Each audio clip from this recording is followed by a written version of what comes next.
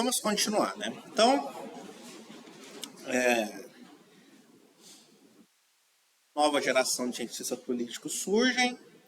Essa geração, ela começou a fazer mais pesquisa empírica, né, do que a geração anterior. A geração anterior ficava muito em teoria abstrata, ou então repercutindo notícia de jornal, coisas do gênero.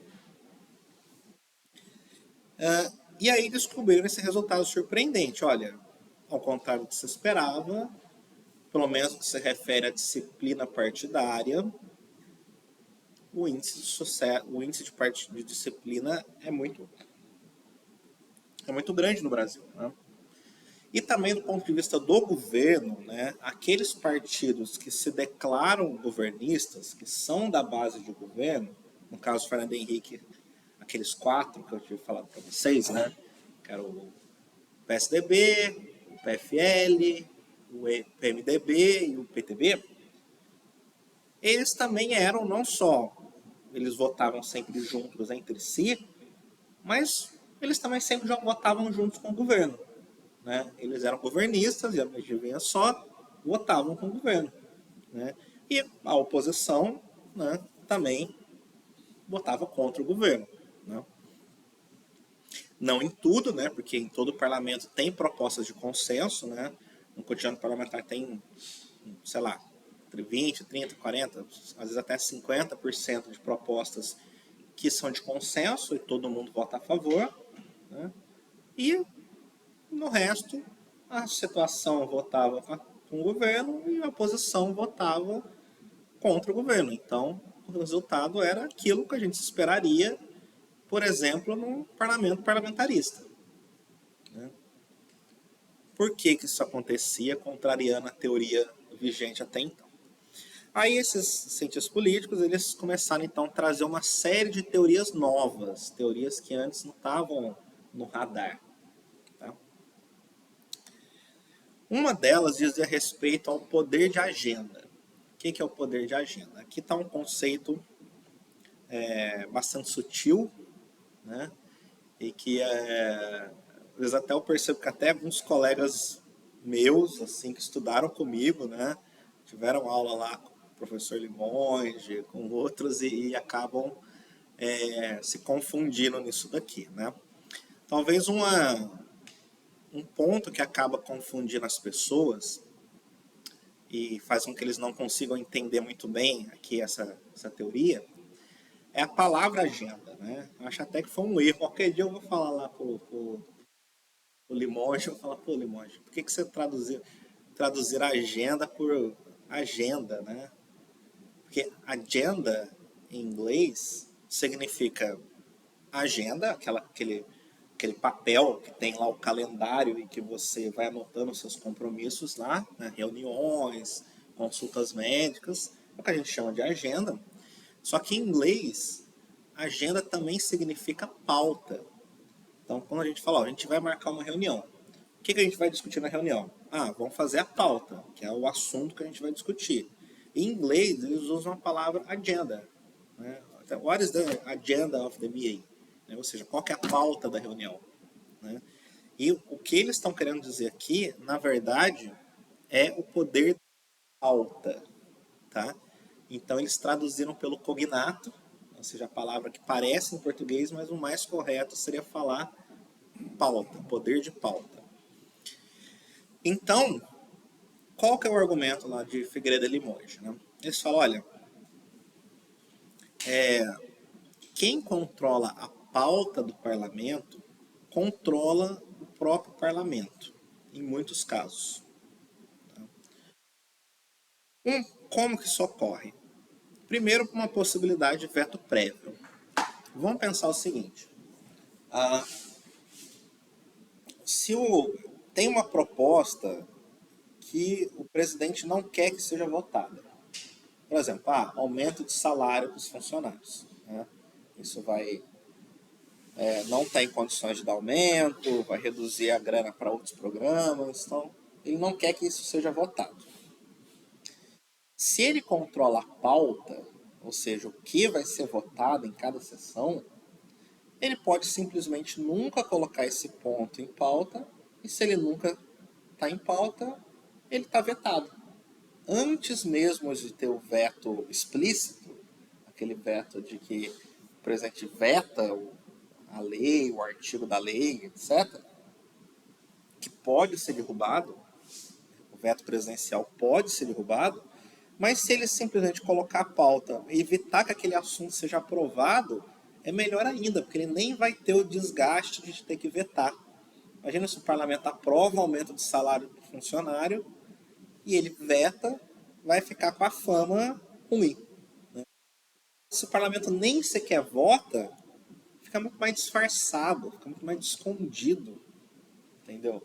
A questão. É melhor ainda, né? Entendeu? E nesse caso, nem pode ser derrubado esse tipo de veto. O controle da pauta pode modificar o resultado. E aqui eles vão resgatar uma literatura, né? Não foi ele que eles criaram isso coisa já existia, né? Em teorias que principalmente americanas, mas eles resgataram e usaram para explicar o caso brasileiro de uma forma muito interessante. Eles pegaram a ideia do paradoxo de Condorcet. Já ouviram falar do paradoxo de Condorcet? Né? Condorcet era um matemático francês que viveu há uns 200 anos atrás. E ele é um cara que tentava matematizar teorias do voto. Olha, ele inclusive ajudou a criar sistemas de votação e tudo, né? Ele era um matemático. E ele chegou à conclusão de que, dependendo da distribuição das preferências, a ordem de votação importa. Entendeu? Vamos pensar o seguinte resultado, olha só. Né? Essa literatura é uma literatura que na época era razoavelmente recente, né? Ela, ela ganhou fôlego nos anos 80, mas eles pegam esse teorema, que é um teorema que já tinha mais de 100 anos na época. Né? O que essa teoria vai falar? Olha, imagine que nós temos três atores, os atores 1, 2 e 3. Tá? Não somos criativos para pegar nomes aqui, né, por enquanto. Então, vou limpar um pouquinho aqui. Aqui, ó. 1, 2 e 3. Esses aqui são os nomes dos atores. O ator 1, e eles têm que votar três propostas: X, Y e Z. Isso aqui precisa de um pouco de raciocínio abstrato, viu? Me acompanha aqui o raciocínio, tá? Então tá, o ator 1, 2 e 3, ele tem que votar três propostas, X, Y e Z. E vence a proposta que tiver a maioria. O ator 1, qual que é a ordem de preferência dele? Ele prefere a proposta favorita dele, a proposta X. Em segundo lugar, é a proposta Y. E a que ele menos gosta é a proposta Z. Tá? Essa é a ordem de preferências do ator 1. Beleza. O ator 2 pensa já diferente. O ator 2 ele prefere a proposta Y, em segundo lugar a Z, e a que ele menos gosta é a X. Certo? E o autor 3, no caso, ele prefere a Z, depois a X, depois a Z. Os três têm ordens de preferência distintas, tá bem? Quem vocês acham, qual que vai ser a proposta que vocês acham que vai vencer? Se eles tiverem que votar e discutir, qual proposta será aprovada, hein? Tem três propostas, três atores. Imagina, o ator 1 é o João, ele quer comer um cheeseburger em primeiro lugar, em segundo lugar um yakisoba, e em último lugar, que é alguma coisa com Z, hein? Tem com Z, né? Ele quer comer um zóio de lula, vamos lá, né? Tá bom? Quer comer um zóio de lula, né? O ator 2 é a Maria, ela prefere yakisoba em primeiro lugar, depois o zóio de lula e por último lugar o cheeseburger. Não quer muito gosto de cheeseburger.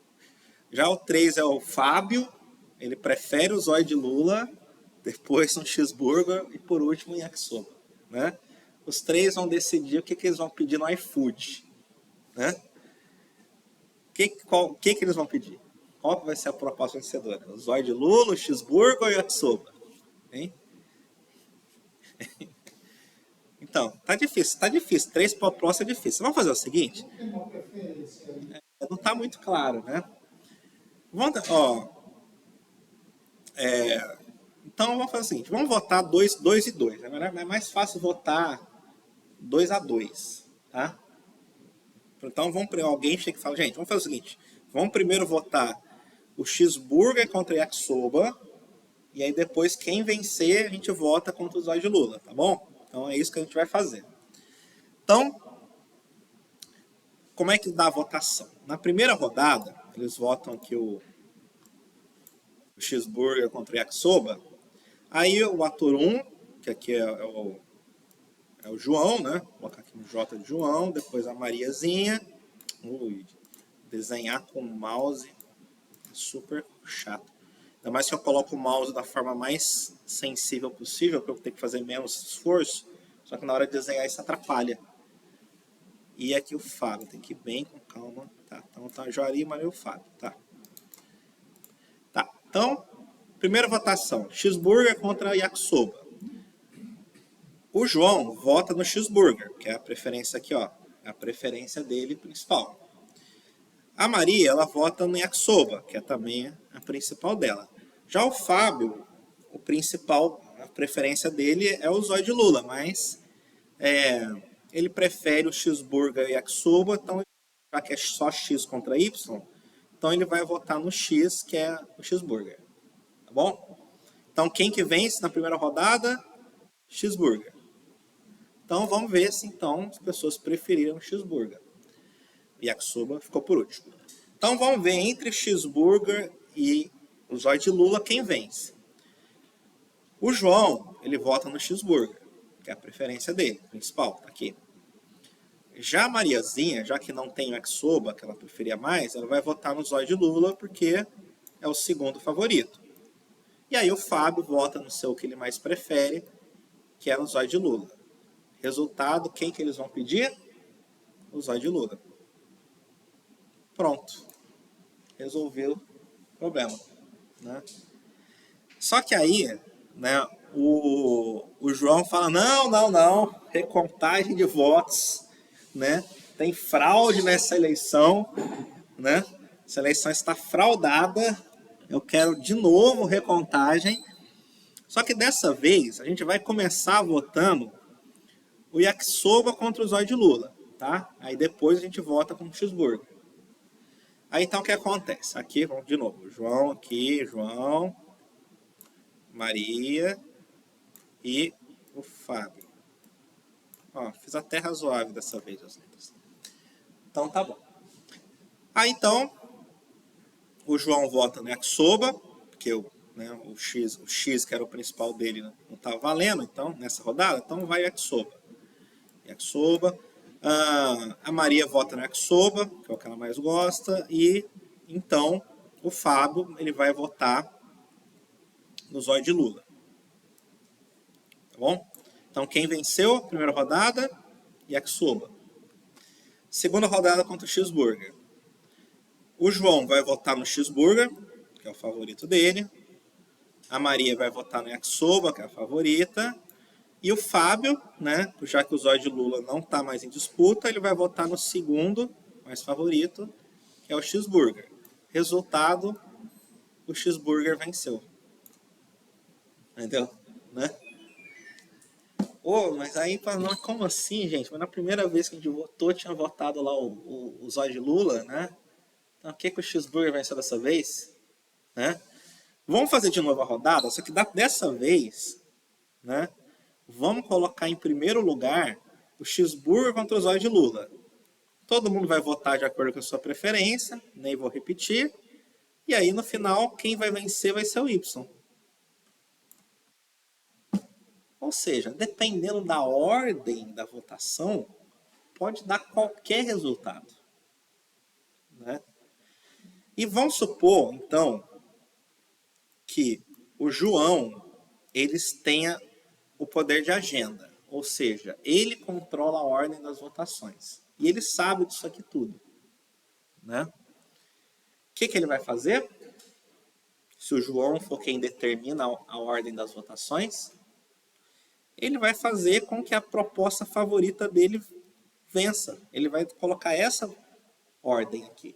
Porque ele sabe que nessa ordem o cheeseburger vai vencer. Se o Fábio decidir aqui a ordem da votação, o que ele vai fazer? Vai colocar esta ordem aqui. E aí ele sabe que ele vai conseguir fazer o resultado. Entendeu, né? Ou seja, se você controla a ordem das votações, dependendo da configuração, isso aqui só vai configurar, né? Se você tiver uma ordem de preferências específica. Tá bem? Se todo mundo preferir o X vai vencer, independente da ordem. Tá bom? Mas, se você tiver esse tipo de configuração, você pode manipular a ordem das votações e colocar com o resultado que você queira, né, sempre prevaleça. Então, nessa configuração aqui, quem determina a pauta sempre vence. Entendeu? Fora isso, você pode controlar o timing, né, da votação. Vamos supor, um projeto lá tem um escândalo, né? E você sabe, por exemplo, um escândalo que nem teve lá no Tribunal Regional do Trabalho em São Paulo, que descobriram um grande escândalo de corrupção envolvendo um juiz. E você tem uma proposta de reforma do judiciário. Então, se você colocar a votação bem quando aquele escândalo está quente, né, você pode fazer ele ser aprovado, porque você tem aquela comoção contra o judiciário por causa do escândalo. Ou o contrário também, né? Você pode não colocar a pauta justamente quando o escândalo está quente, porque você sabe que durante aquela situação a proposta seria aprovada. Então você simplesmente não coloca, porque você não quer que ela seja aprovada. Enfim, você pode controlar de várias formas aqui o timing da votação e aí colocar ela no momento apropriado. Tá? Ou seja, controlando a agenda, ou seja, a pauta, você indiretamente controla o resultado. Isso é uma coisa que assim, quem não é acostumado com política, com reunião, não sabe disso. Né? Aliás, né, isso até coloca em dúvida o caráter democrático de algumas reuniões aí. Né? Aqui na universidade tem vários exemplos, né? Porque quem controla a pauta das reuniões? A pessoa com cargo mais alto. Então, para uma reunião de colegiado aqui da faculdade, quem determina a pauta? A diretora da faculdade, diretora do programa de pós-graduação. Na reunião da reitoria aí, quem controla a pauta? O reitor. Né? Ou seja, aquele órgão que parece ser democrático, porque todo mundo pode falar, todo mundo pode votar, como o controle da pauta tá na mão da pessoa com o cargo mais alto, na prática aquela reunião ela se torna um pouco mais hierárquica. Né? A pessoa que determina toda a pauta ele consegue controlar uma parte do resultado e empurrar para lá ou para cá. Entendeu?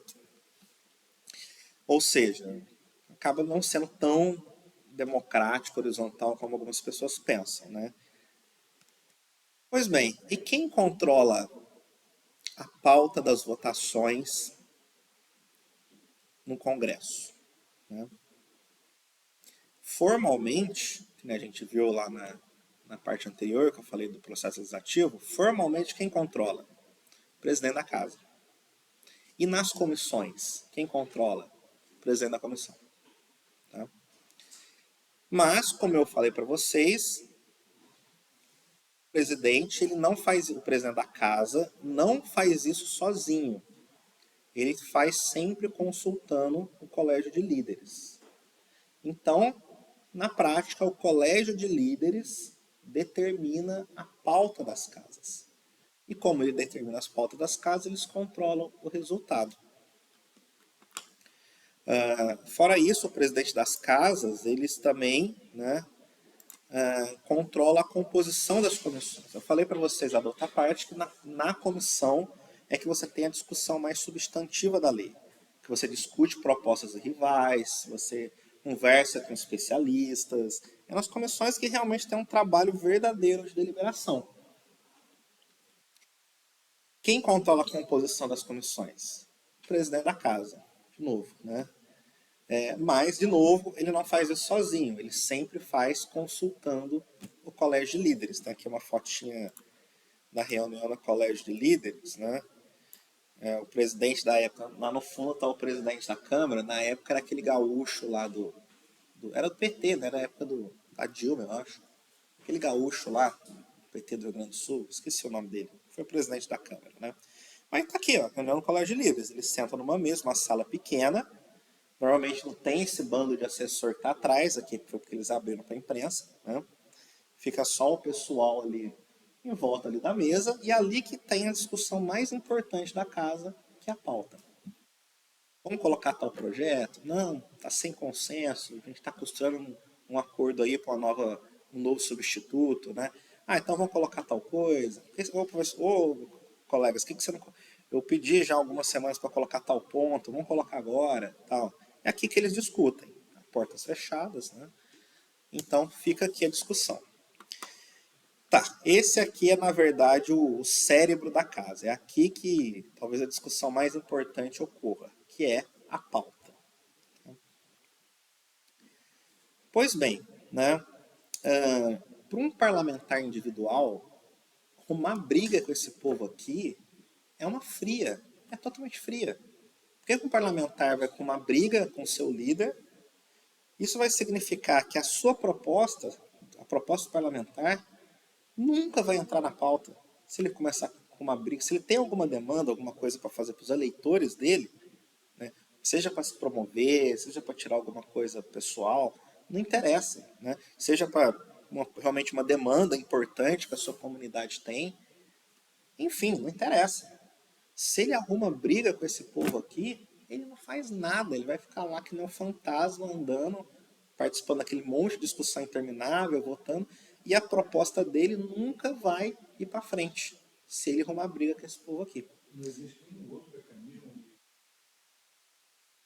Esse aqui, só esse aqui. Tipo assim, vamos fazer uma baixa assinada para não existe. Não. Só esse aqui, não existe. Não tem alternativa.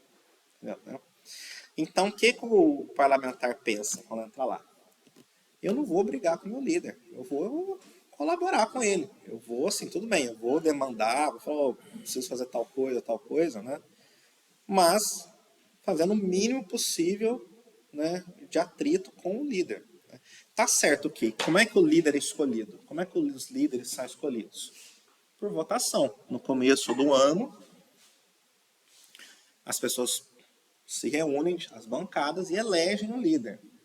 E as bancadas também podem, né, se o líder for autoritário, não escuta os colegas de partido, tudo, eles podem tirar o líder.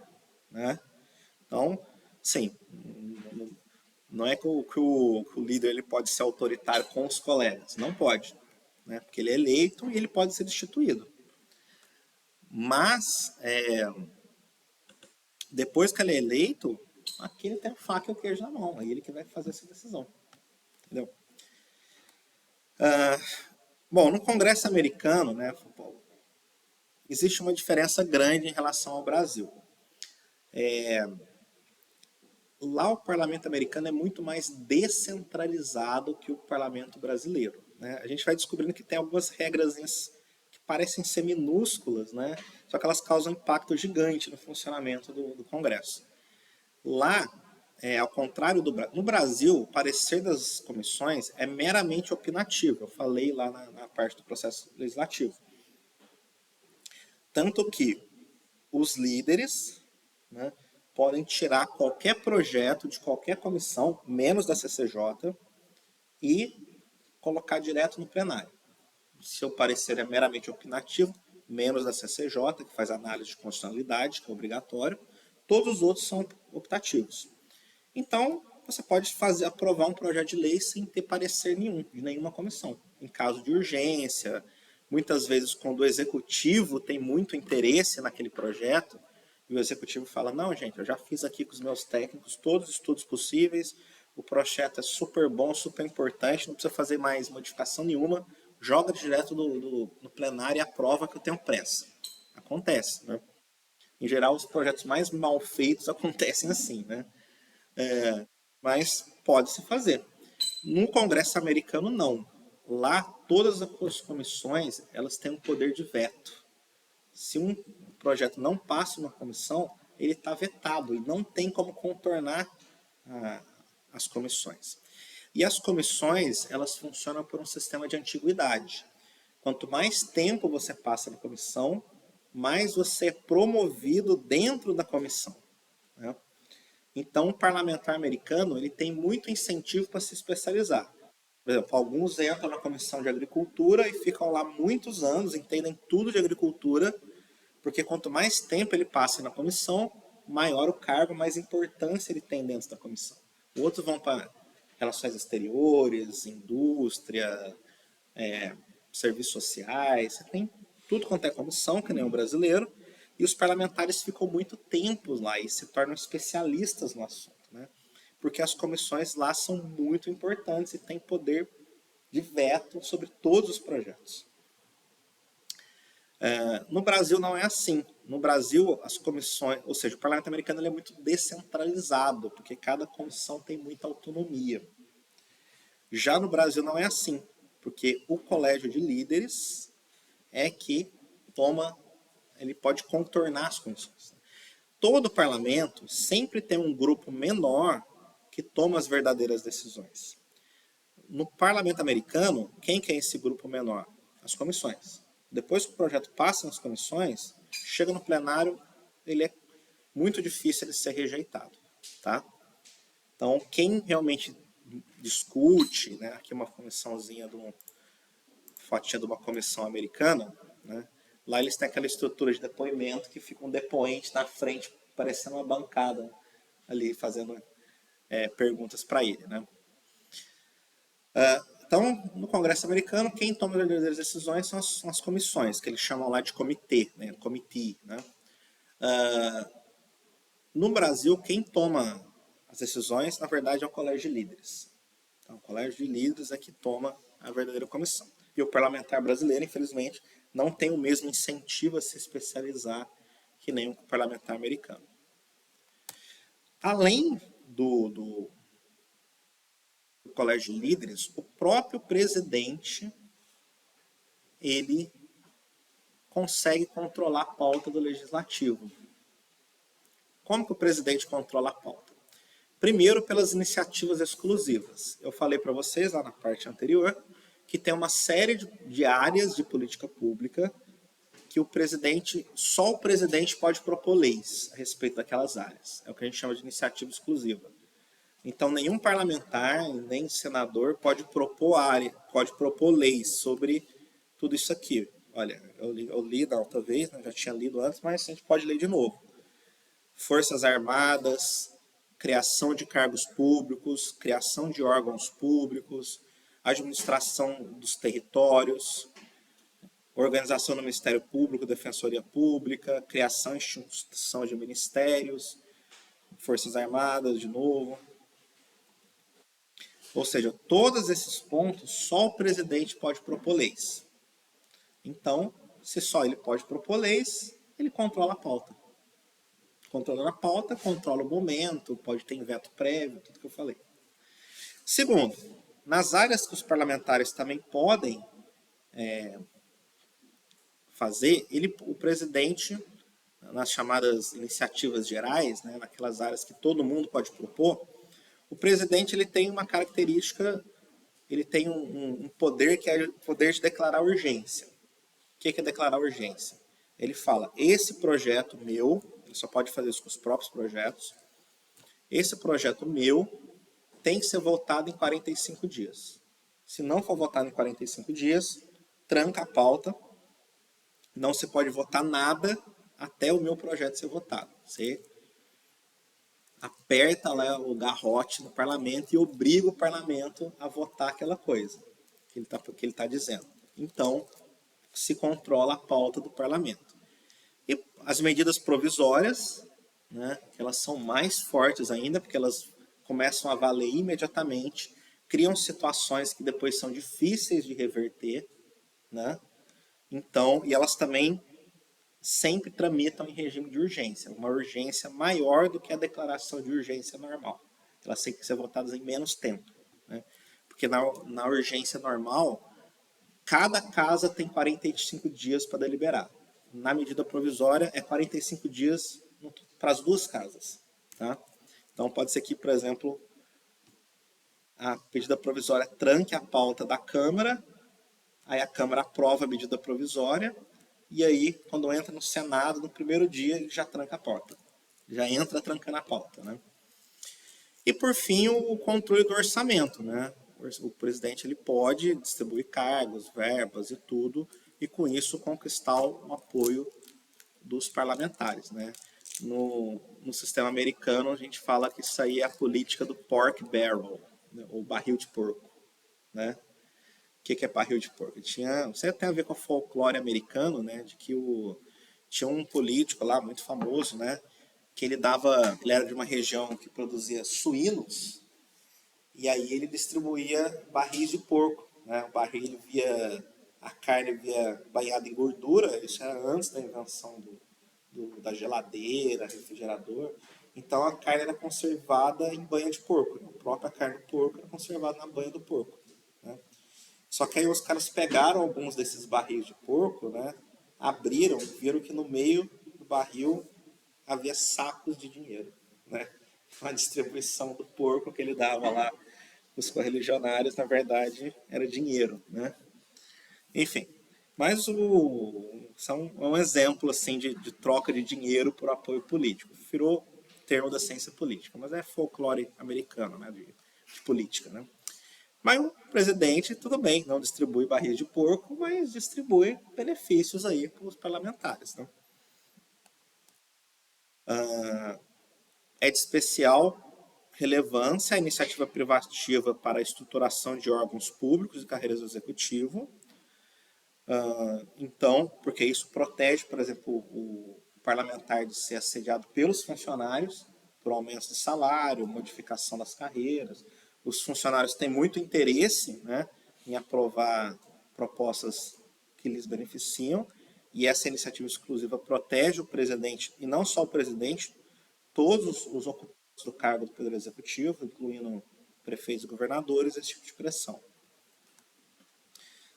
Aqui é só falando da urgência constitucional, que é um pouco a revisão que eu já falei, né? Que a urgência constitucional, o presidente pode pedir urgência para projetos de lei de sua autoria a qualquer momento. Essa solicitação não pode ser negada pelo Congresso e cada casa tem 30 dias corridos para votar o projeto. A medida provisória, bom, aqui é só a revisão sobre a medida provisória. Eu já passei sobre isso aqui com vocês, né? Tá? A grande força das medidas provisórias é que elas alteram o status quo unilateralmente. E algumas medidas assim que o parlamento talvez não gostasse de ser aprovadas, depois que você criou o fato, você muitas vezes não quer voltar atrás. Né? O exemplo, por exemplo, seria o presidente ele concede uma isenção tributária. Ó, a partir de agora o setor tal vai pagar menos imposto. Talvez o parlamento não quisesse que aquela medida fosse aprovada. Talvez por querer que um outro setor tivesse o benefício. Né? Mas depois que o benefício foi dado, é muito difícil para o parlamentar falar que vai tirar. Porque aí o parlamento vai sair como o vilão da história. Entendeu? Então, por mais que o parlamento talvez não quisesse, depois que foi dado, não dá para tirar mais.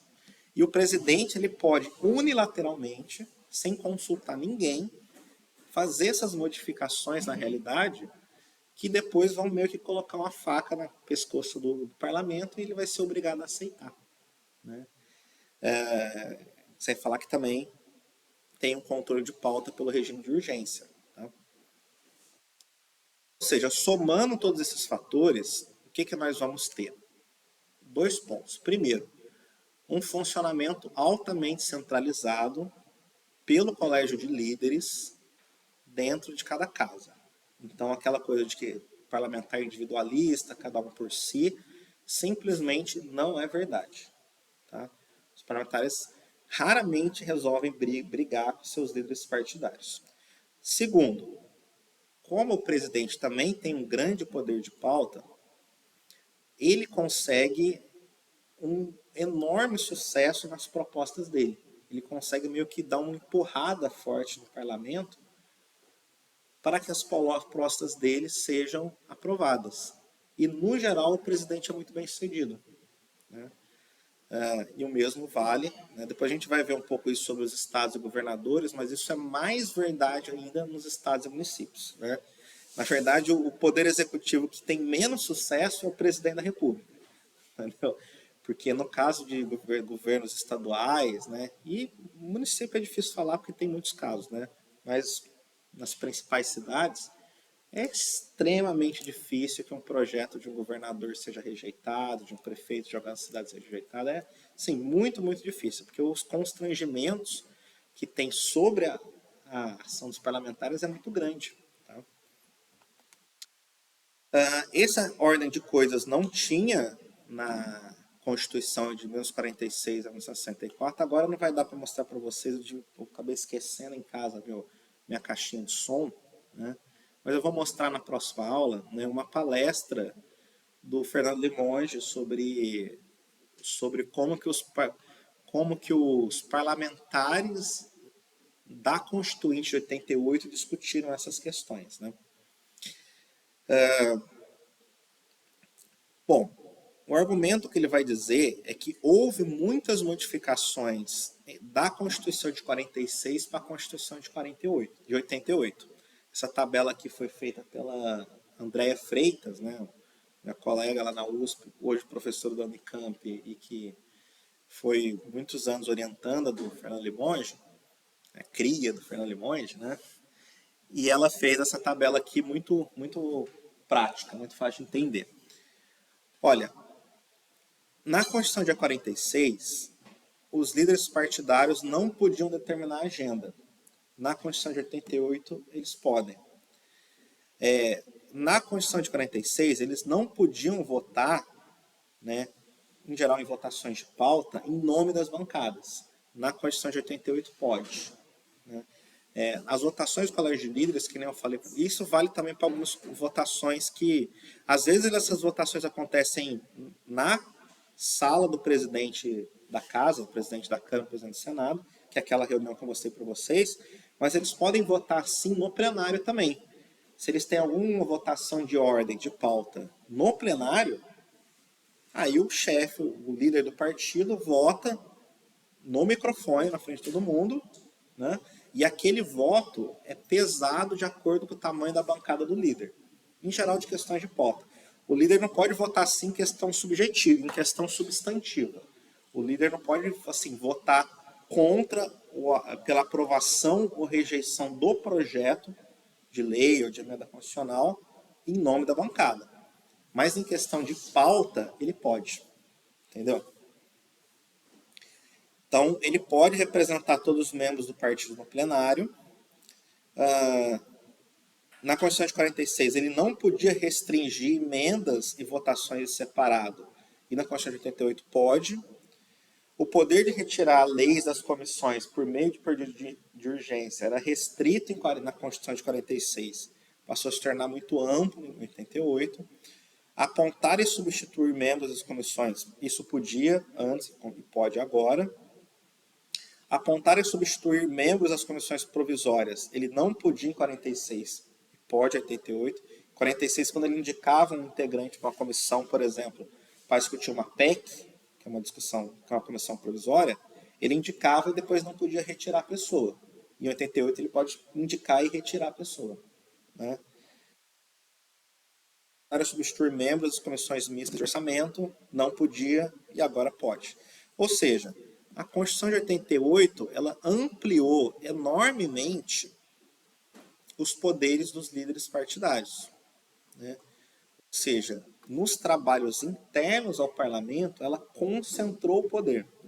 E como ela concentrou o poder, ela criou uma situação em que o parlamentar não consegue mais brigar, né, não consegue mais entrar em desavenças com líderes partidários.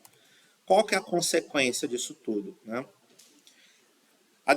No regime de 88, isso aqui é o resultado do trabalho estatístico que eles fizeram, que eu falei para vocês, que pegaram lá cópias, caixas e caixas de cópias do Diário Oficial e colocaram tudo numa tabela Excel, né?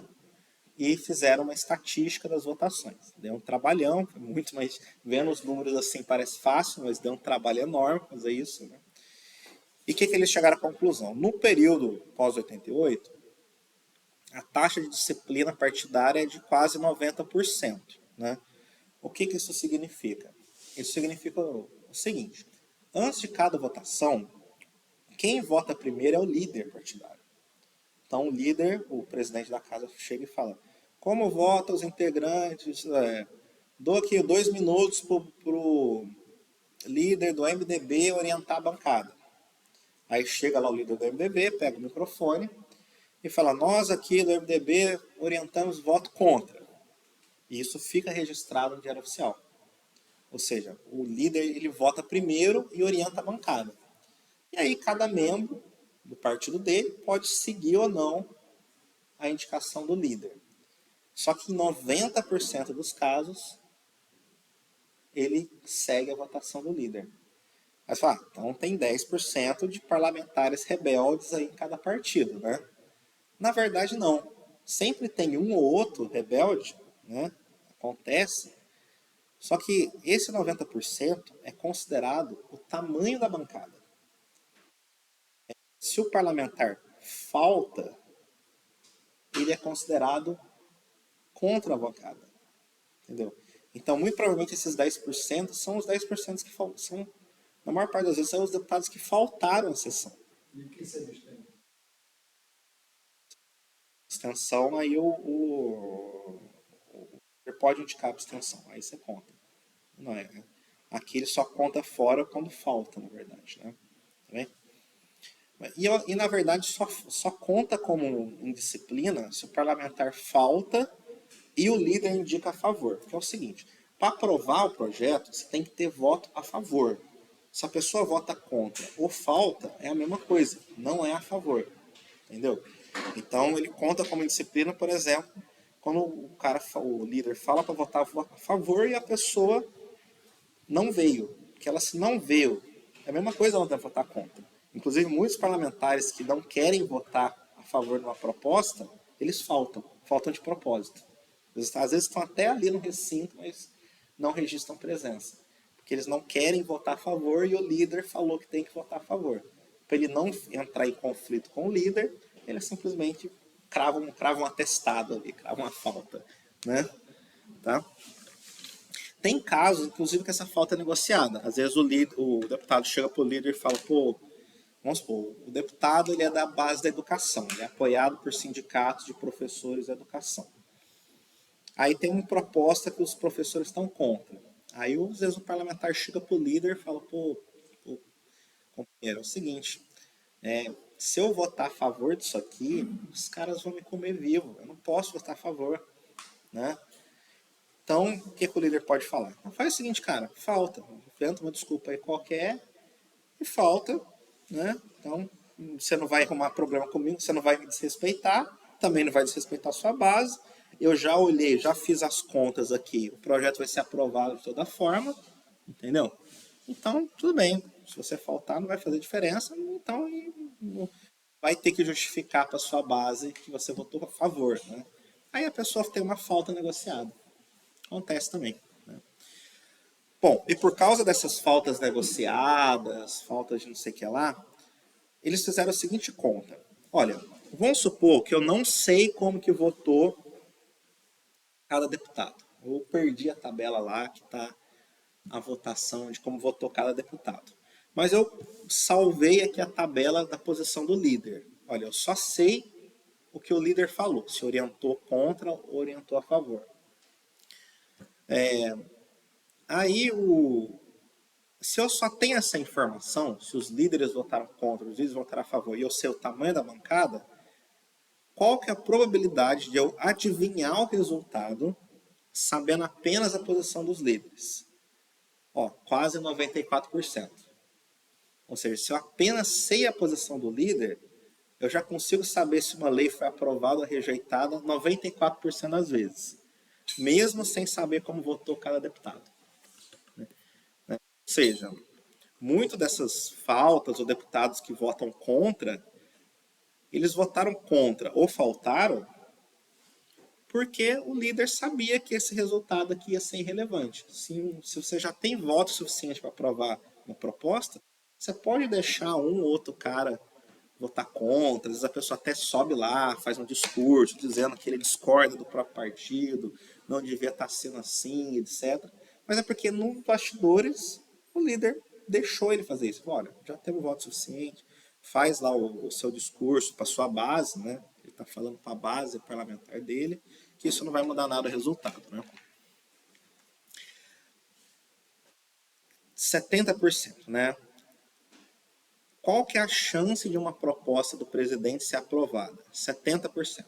Ou seja, de cada 100 propostas que o presidente aprova, de cada 100 propostas que o presidente envia ao Congresso, 70% viram projeto de lei ou de emenda constitucional. Tá? Ou seja, a taxa de sucesso é muito grande. Né? O Limonge e a Argelina até falam, poxa, mas nos parlamentarismos lá é 98%, né? Então é menos do que os parlamentarismos europeus. Aí ele vai falar mais ou menos, porque lá no modelo inglês, por exemplo, se o primeiro-ministro perde uma votação, existe uma regra informal, né, que às vezes só é desrespeitada, mas tem uma regra informal, que se o primeiro-ministro perde a votação, ele tem que colocar o cargo à disposição. Isso poderia ser considerado um voto de desconfiança. Né? O presidente não tem essa regra.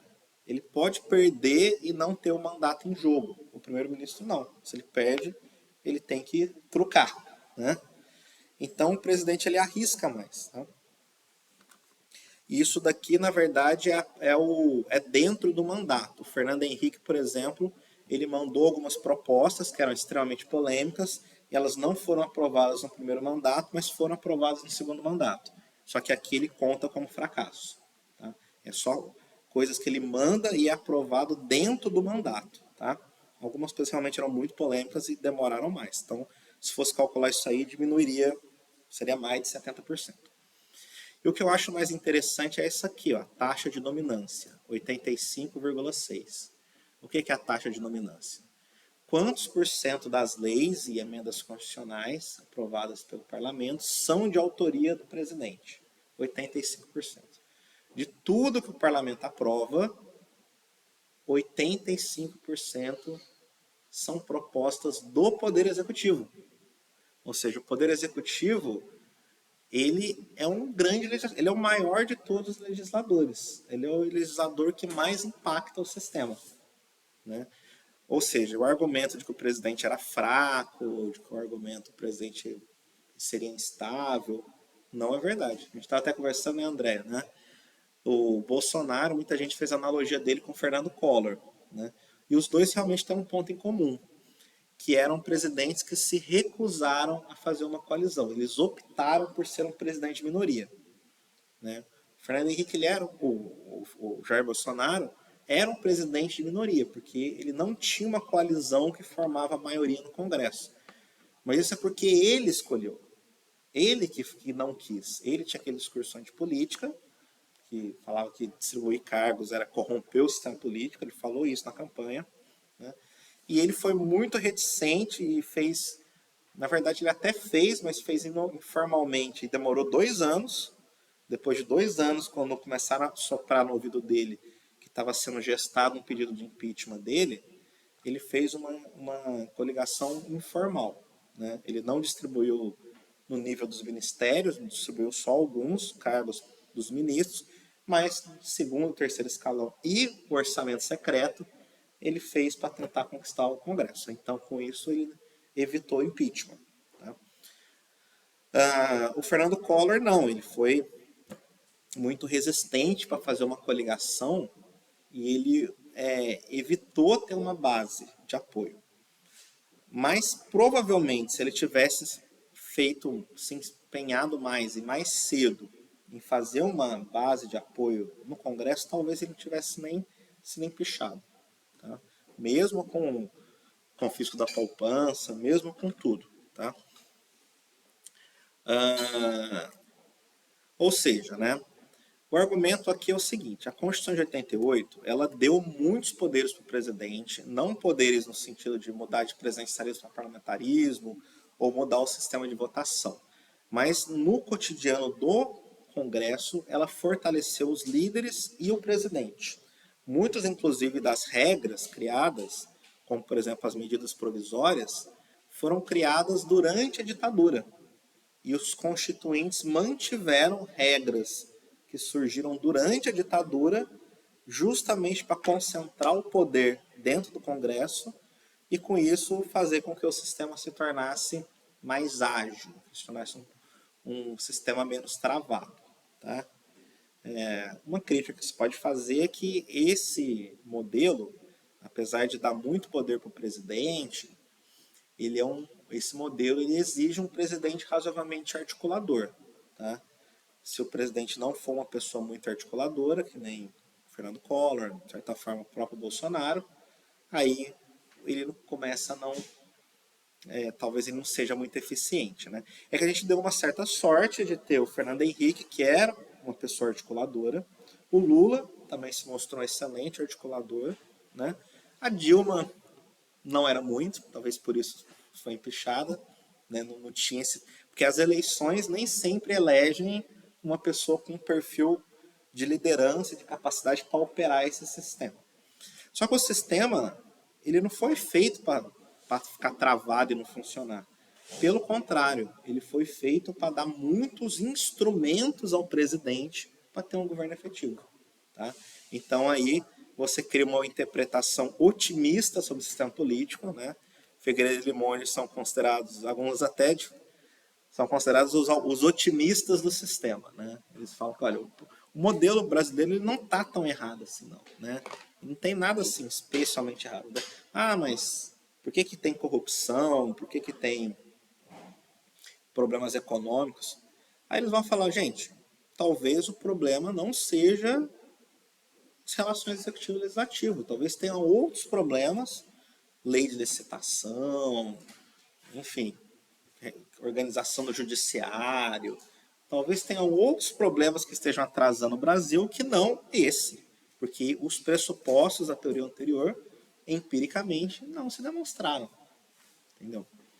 Então, é isso. Né? Foi um pouco como na análise dos dados, né? Eles sempre ganhavam debate, né? Essa visão acabou se transformando numa visão dominante da ciência política sobre como opera o sistema político brasileiro. Né? É claro que sempre tem muita coisa para discutir, sem dúvida. Né?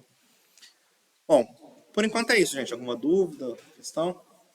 Então tá bom. Semana que vem eu vou mostrar o próximo segundo trabalho, tá bem? Semana que vem, ver você.